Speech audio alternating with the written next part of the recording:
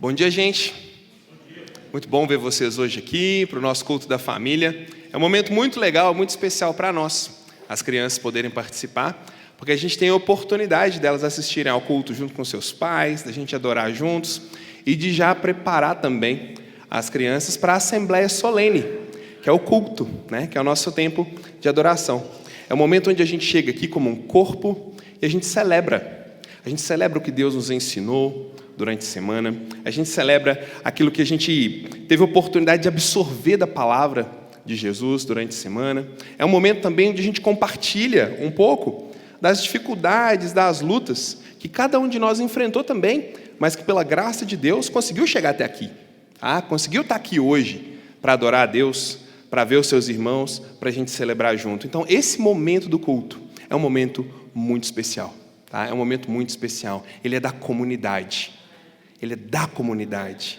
A comunidade unida. A comunidade integrada, levantando sua voz a Deus. E ter as crianças aqui com a gente é um grande privilégio. É uma grande oportunidade. Então vamos orar de novo. Ó Deus, nós te agradecemos por esse culto da família, pelos filhos poderem participar da pregação e de toda a adoração litúrgica juntos. Nós te louvamos por isso. Que o Senhor nos conceda graça e misericórdia, como o José Humberto já pediu, e que apesar de mim, o Senhor fale com a tua igreja. Que o Senhor use a tua palavra, que é viva e eficaz, que ela fale. E que o diabo, nosso adversário, não roube de nós a mensagem que o Senhor tem. Que ele não nos acuse de pecados confessados, que ele nem entre aqui, ó Deus, porque ele não é convidado. Que ele fique lá fora, pelo poder e pela autoridade da obra e do sangue do nosso Salvador Jesus Cristo. Nós o repreendemos. Entregamos esse tempo nas tuas mãos, em nome de Jesus. Amém. Pessoal, hoje é o nosso último dia em 1 Coríntios. É a última mensagem de uma série de um ano. Eu recebi algumas perguntas interessantes nos últimos dias que eu queria compartilhar com vocês. Vou gastar aqui uns 2 minutinhos, mesmo o culto hoje sendo um pouquinho mais longo. Que é o seguinte: como que uma série dessa é feita, né? Me perguntaram, Rafael, como que faz? Chega lá na hora e vê qual que é o texto? Como é que você planeja uma série dessa? Eu vou contar para você e para as crianças também saberem como que essa série foi planejada, tá bom? Olha, essa série ela foi concebida lá em janeiro de 2022, quando eu senti um desejo muito grande de compartilhar com a igreja sobre a carta de 1 Coríntios. E aí, desse momento em diante, eu comecei a ler o livro de 1 Coríntios várias vezes, lendo ininterruptamente, às vezes de uma vezada só, de uma única vez, de uma sentada só, né? E para aquilo entrar no meu coração, e cada vez que eu lia, eu tinha mais certeza de que essa seria a nova série de pregações. Depois disso, eu fui lendo a carta toda e dividindo as sessões para as pregações.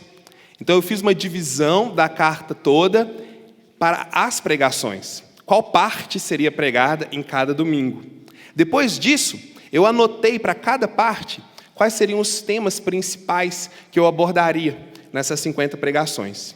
Feito isso, eu fui conferir o que os especialistas diziam sobre essa carta, né? Eu fui conferir, fui ver se eles estavam certos na divisão que eles fizeram, sabe? E aí eu usei 2 livros muito, muito bons que eu quero compartilhar com vocês, e caso você queira no futuro ter acesso, o comentário de 1 Coríntios do Gordon Fee é um comentário palavra por palavra, obrigado, Dinei, palavra por palavra, tá? Baseado no grego do Novo Testamento. Tive a oportunidade de lê-lo, foi muito bom e contribuiu muito com as mensagens que vocês ouviram aqui. E também um pequeno comentário do N.T. Wright, que é um comentário mais popular e mais simples, tá? Em 1 Coríntios, vale muito a pena vocês lerem também. Então, feito isso, cada semana eu me deparava com o texto escolhido, com os tópicos que eu tinha anotado, mas com aquilo que Deus também estava me direcionando para falar com vocês, a nossa igreja. E aí era um processo de oração, de estudo, de conversas, de entendimento, para conciliar 2 coisas. Aquilo que o apóstolo Paulo falou para os coríntios e aquilo que Deus queria falar com vocês, apesar de mim, como eu sempre falo, apesar de mim. E nesse batido, mais de 50 semanas depois, nós estamos aqui no capítulo 16. Tá? E eu vou confessar para vocês,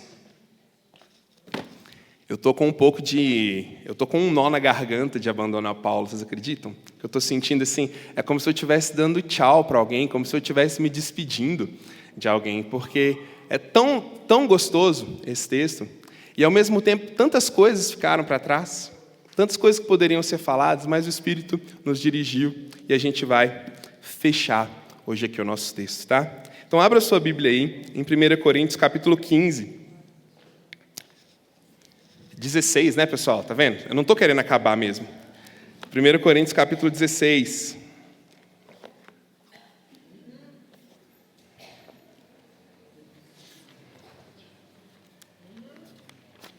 É o capítulo final.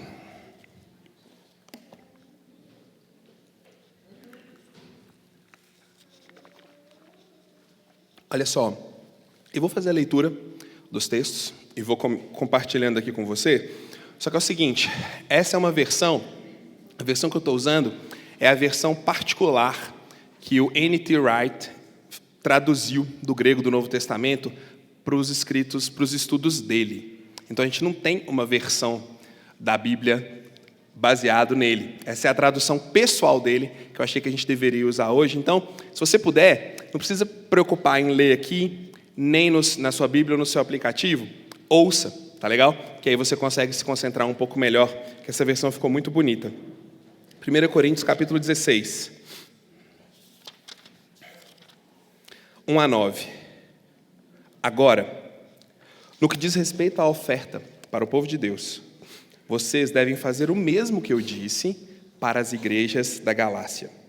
No primeiro dia da semana, todos vocês devem separar e guardar qualquer extra que tiverem recebido, de forma que, quando eu chegar, não tenha de proceder a uma coleta. Então, quando eu chegar, vou escrever as cartas formais para as pessoas que vocês aprovarem. Sejam elas quem forem, e enviar a Jerusalém como oferta. Se for conveniente para eu ir também, podemos viajar até juntos. Devo visitar vocês, depois de passar pela Macedônia. Pretendo passar pela Macedônia, e eu talvez fique aí com vocês, talvez até durante o inverno. Então vocês poderão me enviar para onde quer que eu esteja indo em seguida. Não quero vê-los apenas por um breve tempo. Estou esperando ficar com vocês por um bom tempo, se o Senhor me permitir. Devo ficar em Éfeso até o Pentecoste. Uma porta enorme e importante se abriu para mim. E aqui existe muita oposição. Essa é a última questão que Paulo está respondendo para os coríntios. É a última pergunta. Se você se lembra, eles fizeram várias perguntas para Paulo. Paulo, sobre o casamento. Paulo, sobre relacionamentos. Paulo, sobre a ceia. E agora, Paulo, e sobre essa oferta que nós vamos fazer? E ele responde, era uma oferta para a igreja de Jerusalém. Tá legal que ele estava levantando em vários locais por onde ele passava. E por que ele levantava essa oferta? Porque a perseguição era tremenda em Jerusalém. Houve uma perseguição aos cristãos pelo fato de serem cristãos em Jerusalém tão forte que eles se dispersaram, espalhados por todos os lados. E a igreja se viu numa situação muito difícil, em maus lençóis. Por isso Paulo estava ajuntando um valor para enviar para eles. Paulo até disse, em Gálatas, capítulo 2, versículo 10, que ele nunca esqueceria dos pobres e dos menos favorecidos. Você pode ler lá depois em Gálatas, capítulo 2, versículo 10. É o mesmo movimento de oferta em Gálatas e aqui em 1 Coríntios. Mas isso era uma forma muito importante de promover unidade. Antes de ser uma oferta financeira para uma igreja numa situação difícil de perseguição, ele estava preocupado em promover união. União entre quem? União entre gentios e judeus, ambos agora cristãos. Como assim? Paulo queria, com essa oferta, mostrar para os gentios que eles são parte de uma mesma família com os outros cristãos em Jerusalém. Mas por que isso é tão importante? Por que a gente precisa falar disso? Existe uma rixa, gente, tá? Entre os judeus, que se viam como um povo escolhido, um povo especial, um povo muito diferenciado, e os gentios, que eram o que sobrava na visão deles. Tá? Então tinha um certo preciosismo ali da parte de quem era judeu e tinha uma tristeza, uma raiva, uma inveja por parte dos gentios que se sentiam rejeitados. Tá? Então o que Paulo quer fazer com isso aqui? Mostrar primeiro para os gentios que o pessoal de Jerusalém faz parte da família da fé também. E mostrar para o pessoal de Jerusalém que aqueles gentios que eles tanto desprezam e que eles acham que não são bons o suficiente, eles podem também ajudar. Que existem pessoas que creram no mesmo Messias em diferentes lugares e eles estão se ajudando. E eles estão cuidando uns dos outros, independente de quem eles são. Então essa oferta, mais do que grana, gente, é uma maneira de estar unidos. É uma maneira de lembrar para os judeus, olha, Deus está fazendo alguma coisa lá para os lados da Grécia. Que legal. E olha só, eles ainda estão nos ajudando. Eles sabem quem nós somos. Eles sabem o que passamos. Isso é inimaginável para a gente hoje, por conta da globalização, por conta do tanto de informações que a gente tem o tempo todo. Mas imagine, no primeiro século, pessoas separadas por 1.000, 2.000, 3.000 quilômetros. Não era fácil ter um senso de pertencimento. Não era fácil entender o que o outro passava. O que Paulo está fazendo? Articulando união. Dizendo, do outro lado desse mar aqui, tem cristão lá. E eles estão cuidando de vocês. Do outro lado lá, gente, tem cristãos. Eles precisam de vocês. E vocês estão unidos. Essa era a maior preocupação dele, promover a união. Mas também tem uma lição importante para nós aqui, para todos nós, que é o seguinte: dificuldades na igreja. Elas existem, se não estamos enfrentando, elas virão, porque faz parte da história. A história do cristianismo testifica que ser cristão não é algo confortável. Então, se estamos buscando conforto, risca o cristianismo da lista, porque 2.000 anos de história nos dizem que há muito desconforto no cristianismo. Mas, mesmo em meio a tanto desconforto e tanta dificuldade, a igreja ainda pode e deve cuidar dos seus irmãos espalhados pela cidade, pelo bairro, pelo país e pelo mundo. Dificuldades não são desculpas para não servir. Existe um movimento muito comum no momento da dificuldade, no momento da pressão, no momento da dúvida, ou até mesmo da perseguição. Voltar somente para dentro. Proteger o que já temos. Segurar. Cortar. Mas dificuldades não são desculpas para percebermos que existem outros cristãos, que aquilo que para nós às vezes é tão pouco, pode fazer muita diferença para eles. Pode mudar a vida deles. Pode transformar a vida deles. Você quer um exemplo?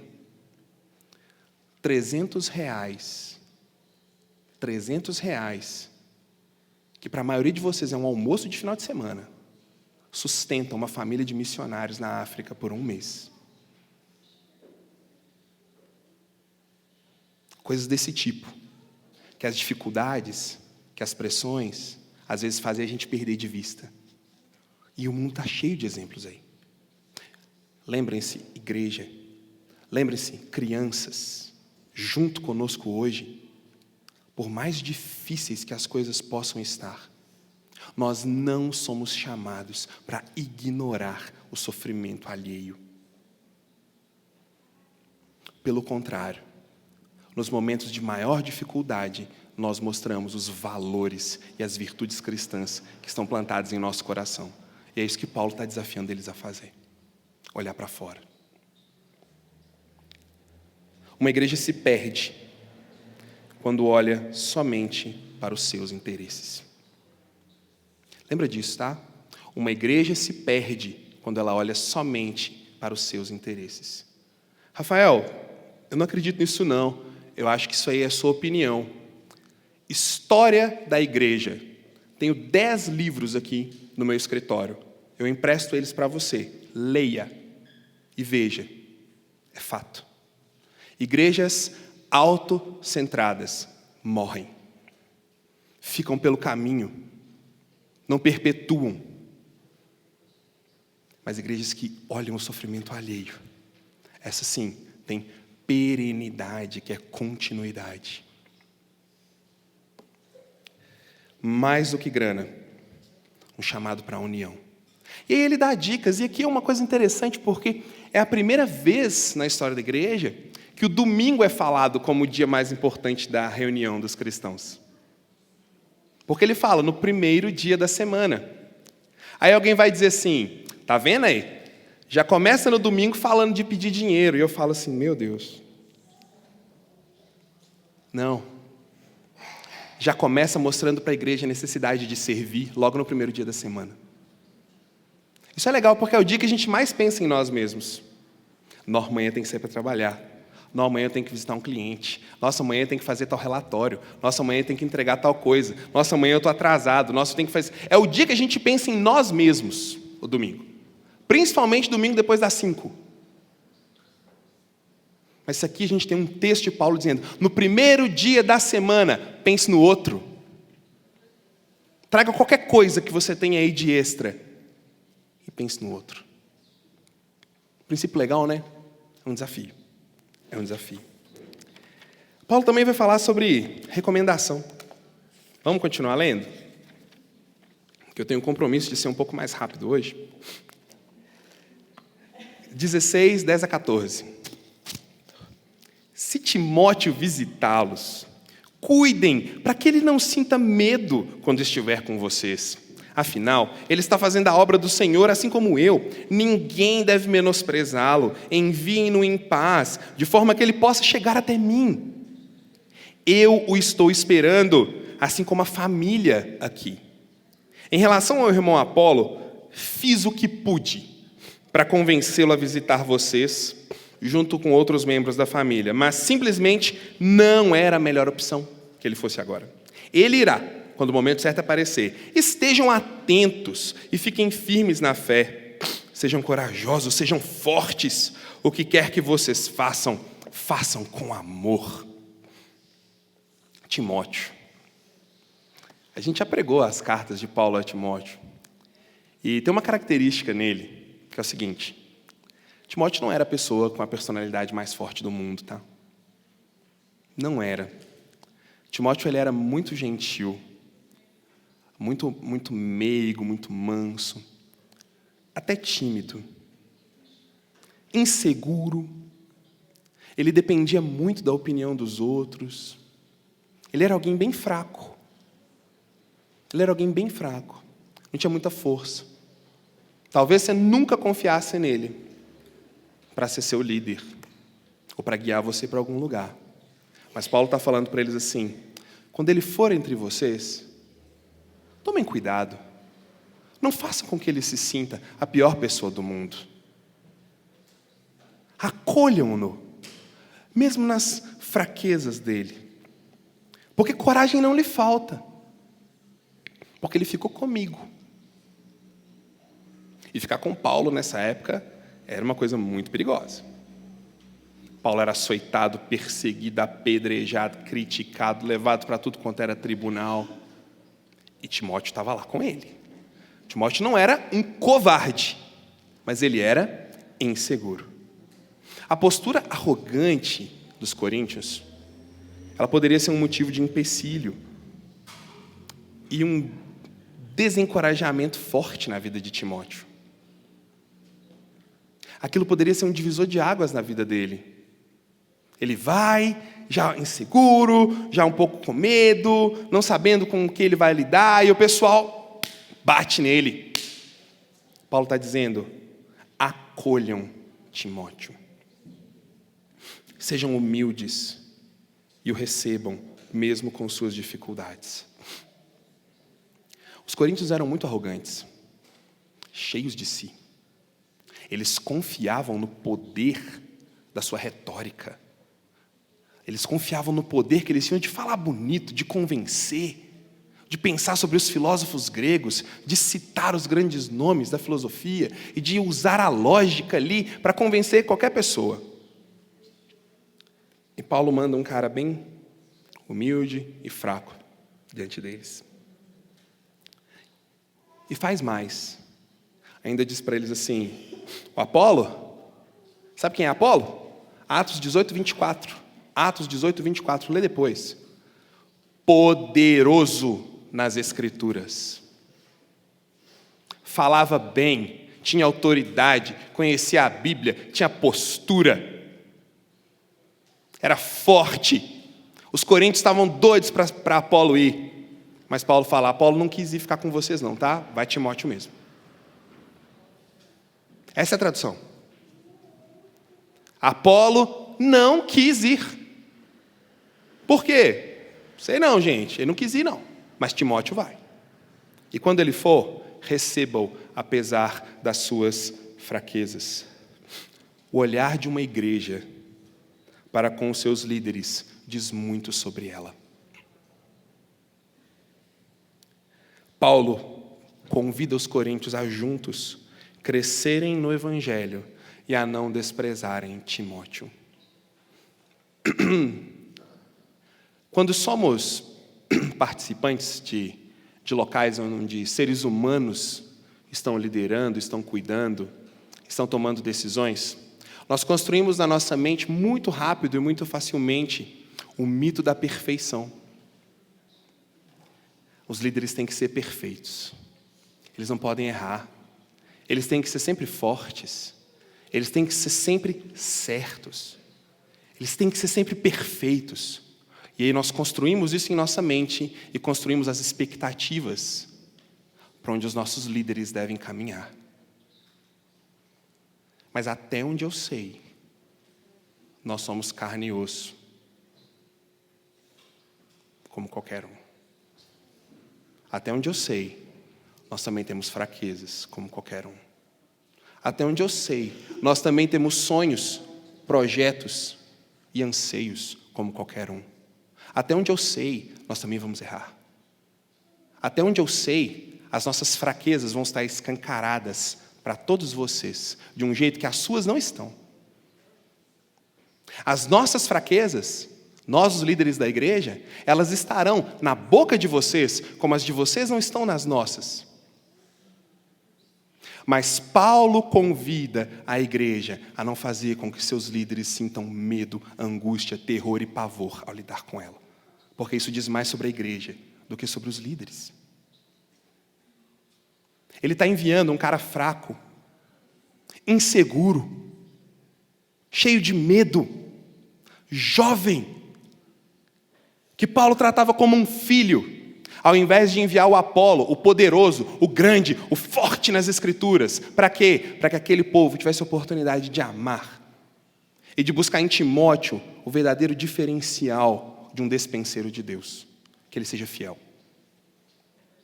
1 Timóteo capítulo 4, que ele seja fiel.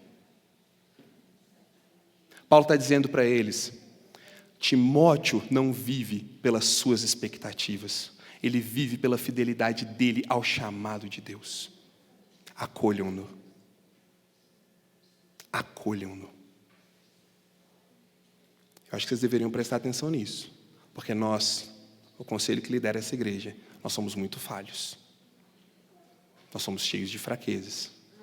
E nós vamos precisar da sua graça e do seu acolhimento, mais cedo ou mais tarde. Lembrem-se disso.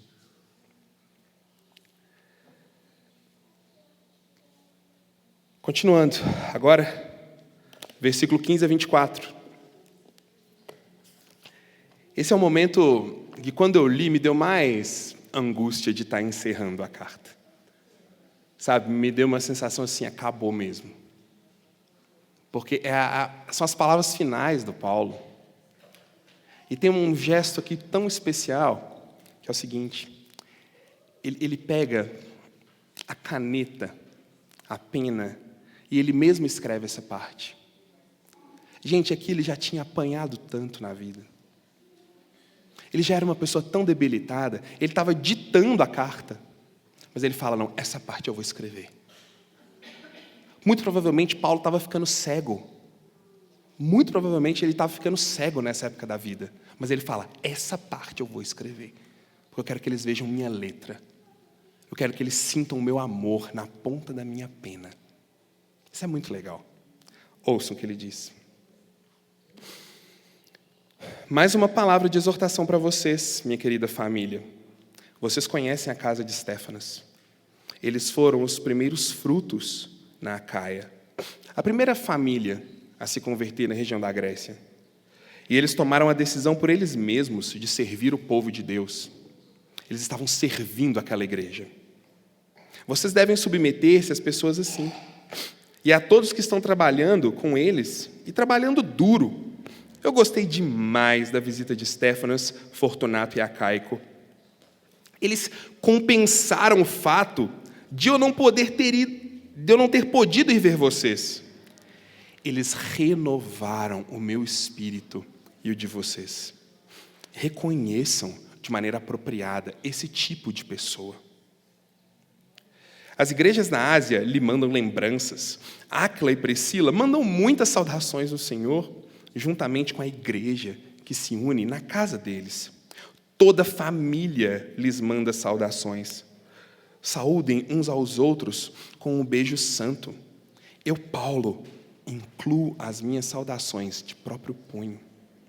Se alguém não ama o Senhor, que seja amaldiçoado. Vem, Senhor, vem. Que a graça do Senhor esteja com vocês. Meu amor esteja com todos vocês no Messias Jesus. Paulo vai falar agora do amor, que é a linha que costura tudo. Colossenses 3,14 vai dizer assim: o que mantém toda a família cristã unida e conserva a costura firme, que não rasga, é o amor. Mas não adianta falar de amor. Falar de amor, cantar sobre o amor, escrever sobre o amor, é fácil, muito fácil. Ele precisa ser demonstrado. E Paulo convida essa igreja aqui a demonstrar esse amor pelas pessoas que estavam servindo eles. Uma igreja tão arrogante, tão soberba, que estava desprezando o evangelho, que estava tentando inventar um novo evangelho que não era o de Jesus. Tinha no meio dela várias famílias que amavam Jesus de verdade e que não largavam aquilo por nada. A família de Estéfanas, de Fortunato e de Acaico. Os primeiros, os que estavam ali fiéis, amando Jesus e perseverando, mesmo enquanto a igreja tinha seus casos de amor com outros evangelhos. Para você entender o peso desses 3 caras, são 3 homens aqui, pelo que eu entendi. Esses 3 caras, eles levaram a carta da igreja para Paulo. Essa carta que a igreja bateu tanto no Paulo, que eles pegaram pesado com ele, eles foram lá e entregaram. E pacientemente, humildemente, esperaram Paulo ditar tudo o que ele tinha para dizer. Pegaram essa carta e iam levar de volta para o pessoal de Corinto. Observe a posição deles. Eles estão se colocando no meio. Eles estão fazendo uma ponte. Eles estão tentando salvar aquilo que o Evangelho construiu naquele lugar. Não, mas a gente vai lá, a gente fala com Paulo. Não, a gente vai trazer o que Paulo está dizendo, a gente vai certificar que isso aqui vai ser lido. A gente vai certificar que as pessoas conheçam isso, Paulo. A gente tem essa missão. E Paulo está falando, valorizem essas pessoas, porque elas estão dando a vida delas por vocês. Gente, essa carta ela não era enviada pelo WhatsApp. Isso aqui não era e-mail. O cara pegava um pergaminho, funcionava desse jeito. Eles pegavam os pergaminhos, dividiam entre a comitiva, para que se um fosse roubado e fosse morto, não sumisse o pergaminho todo. Eles pegavam o dinheiro deles, escondia no meio dos pertences, escondia no meio da crina do cavalo, escondia nas bolsas e saíam viajando, no meio de ladrão, de bandido, correndo um risco altíssimo de morrer. Mas eles tinham uma missão e eles iam cumprir isso. E Paulo fala, presta atenção nesses caras. Porque o que se requer dos dispenseiros não é que eles sejam filósofos gregos, não. É que eles sejam fiéis. Não é que eles sejam intelectualoides, não. É que eles sejam fiéis. E esses caras são. Então acolham eles. E aí Paulo começa de novo a lembrar eles do poder do Evangelho. Porque Paulo fala assim, Áquila e Priscila mandam saudações. Quem são essas pessoas? Provavelmente os plantadores da igreja em Roma. Os parceiros de Paulo, que viajaram muito com ele e desenvolveram a igreja em Roma. Paulo está dizendo, o pessoal de Roma, eles veem vocês. Eles sabem que vocês existem. Eles sabem que o Evangelho está funcionando aqui e eles estão mandando saudações, tá? E não somente ele, mas toda a família da fé está mandando saudações. Todo mundo está lembrando de vocês. Coríntios, Paulo está dizendo, lembrem-se, a obra do Evangelho não é exclusiva de vocês. Deus está fazendo milagres em todas as regiões. E esses irmãos estão aqui perseverando pelo Evangelho e lembrando de vocês. Em outra oportunidade, Paulo vai dizer, a minha maior alegria é saber que os meus filhos, as pessoas para quem eu preguei, que eles andam na verdade. E eles estavam espalhados por toda a Grécia, por um pedaço da Ásia, pelo Mediterrâneo, por todos os lados. Paulo está dizendo, acordem, olhem para fora e aprendam a celebrar o Evangelho pregado, de formas diferentes, mas pregado. Aprendam a celebrar pessoas diferentes, mas cristãs. Aprendam a celebrar jeitos diferentes, mas cristãos. Aprendam a sentar com pessoas diferentes, mas cristãs, porque o Evangelho está atuando no mundo todo.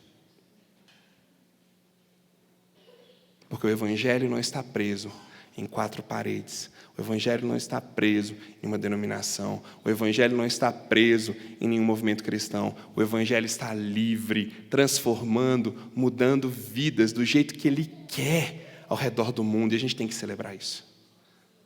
Porque no dia que a gente para de celebrar isso, a gente começa a morrer.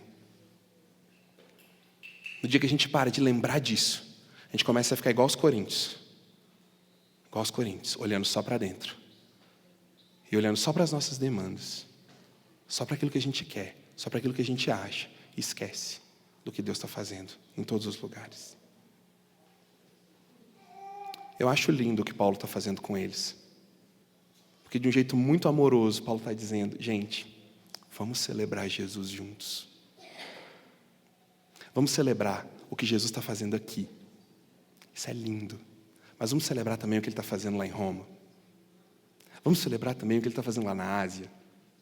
Vamos celebrar também o que Ele ainda vai fazer. Vamos olhar para isso como uma oportunidade maravilhosa das pessoas conhecerem o Jesus que morreu do lado errado do muro, pendurado numa cruz, mas que transforma vidas. Pois é isso que Ele quer.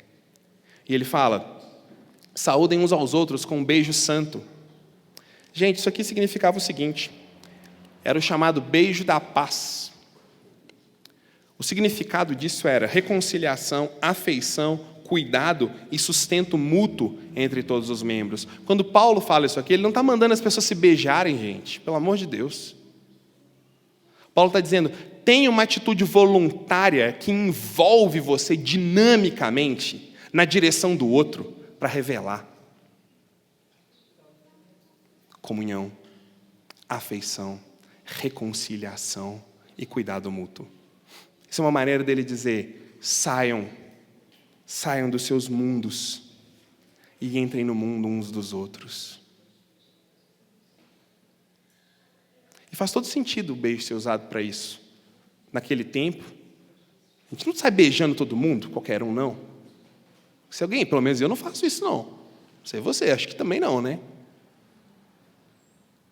A gente beija quem é íntimo. Quem a gente quer dizer, estou aqui, gosto de você. Eu te vejo.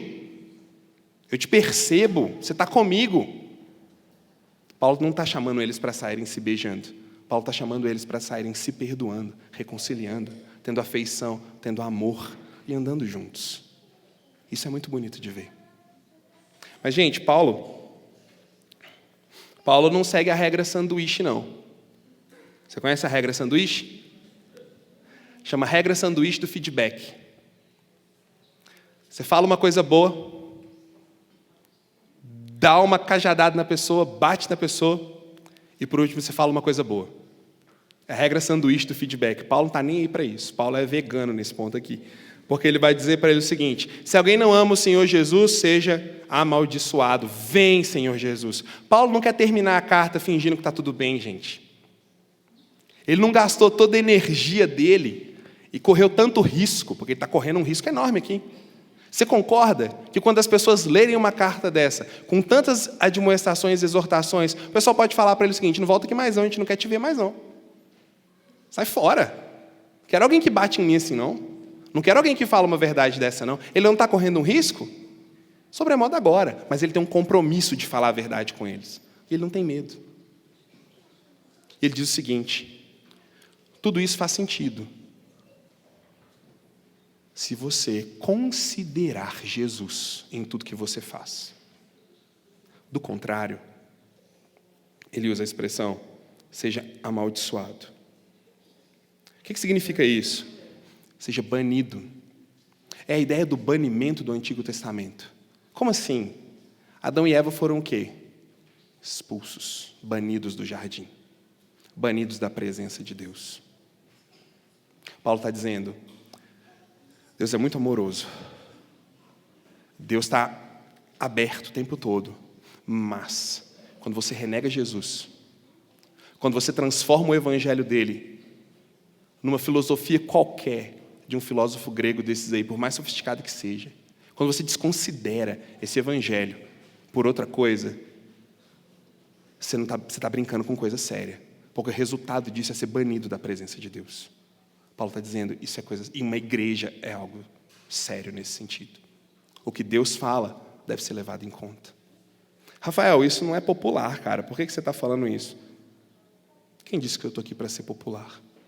Quem disse que Paulo estava escrevendo isso aqui para ser popular? Nós temos um compromisso com a palavra. Um compromisso com a verdade. E Paulo está fechando dizendo, isso é muito sério. Porque desconsiderar Deus nos seus caminhos pode resultar em algo muito grave. Um banimento da presença dele. Mas mesmo não seguindo a regra do sanduíche, Paulo também ele achou que ficou muito pesado terminar desse jeito. Então o que ele diz? Vem, Senhor Jesus. Vem. Por quê? Porque, como a gente viu semana passada, é a resposta, é a solução. É o que vai tornar esse mundo justo. É o que vai tornar o seu corpo perecível em um corpo não perecível. É o que vai acabar com o mal. É o que vai botar ordem nas coisas. Então ele diz, vem, Senhor Jesus. Alguns não vão te querer, mas vem logo. E aí ele diz, ou melhor, ele escreve. Tá? E assim, há quem diga que essa parte aqui, nos manuscritos antigos, né, a gente tem os registros dos pais da igreja, que era uma letra bem estilo médico, assim, sabe? Difícil de entender. Porque Paulo estava ceguinho já. E ele escreve ali com muito sacrifício, talvez até com Estéfanas, Fortunato, o Acaico, segurando a mão dele, sabe? Para ele escrever. Mas ele quer colocar o coração dele na ponta da pena. E ele diz assim, que a graça do Senhor Jesus esteja com vocês. Porque sem essa consciência de que já estava tudo pago e tudo resolvido, seria muito desesperador para eles. Por isso Paulo fala que a graça fique com vocês, para vocês lidarem com isso. Porque é o único jeito de vocês saírem de onde vocês estão. Meu amor esteja com todos vocês no Messias, Jesus.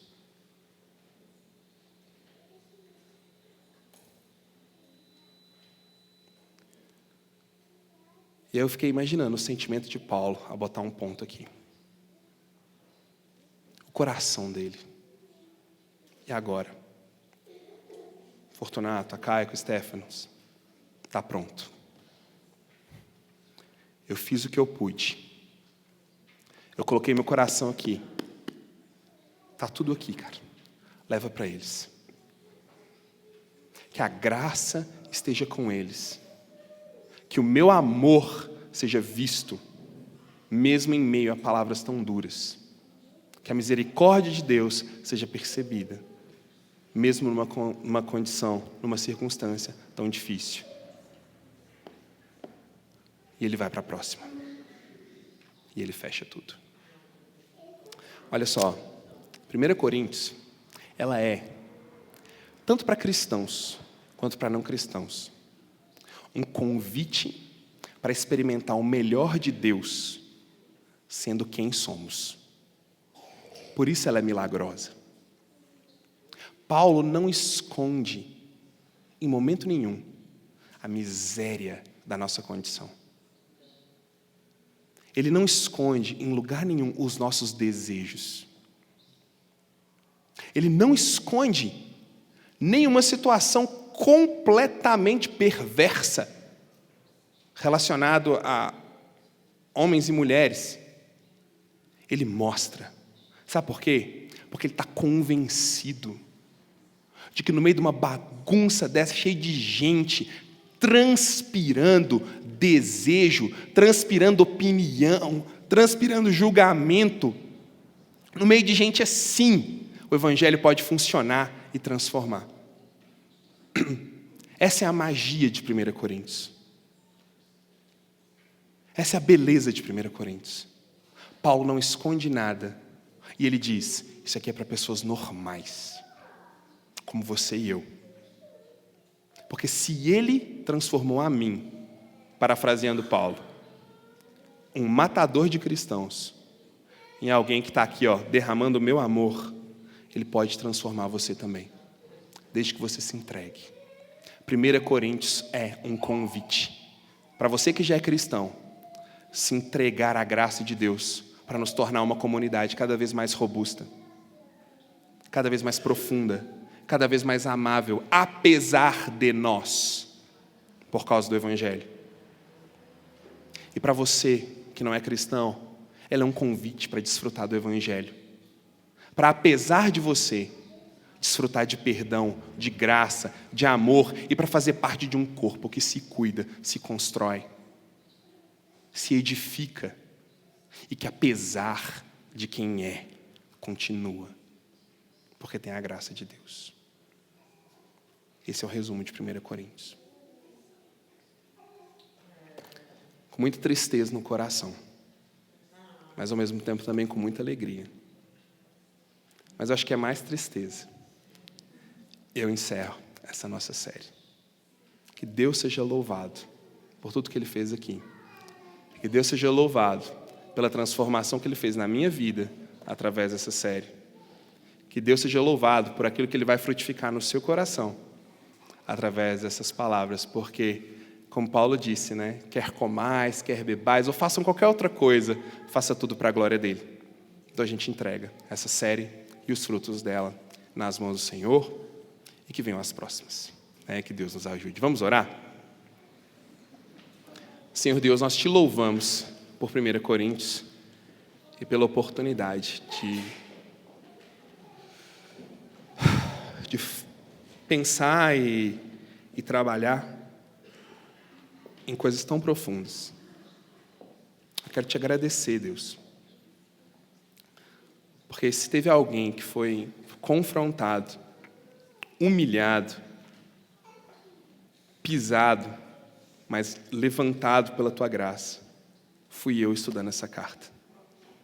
Obrigado pelo que o Senhor falou comigo e por aquilo que o Senhor me deu condição de até aqui comunicar com a tua igreja, com as pessoas que o Senhor confiou para que eu pregasse para elas.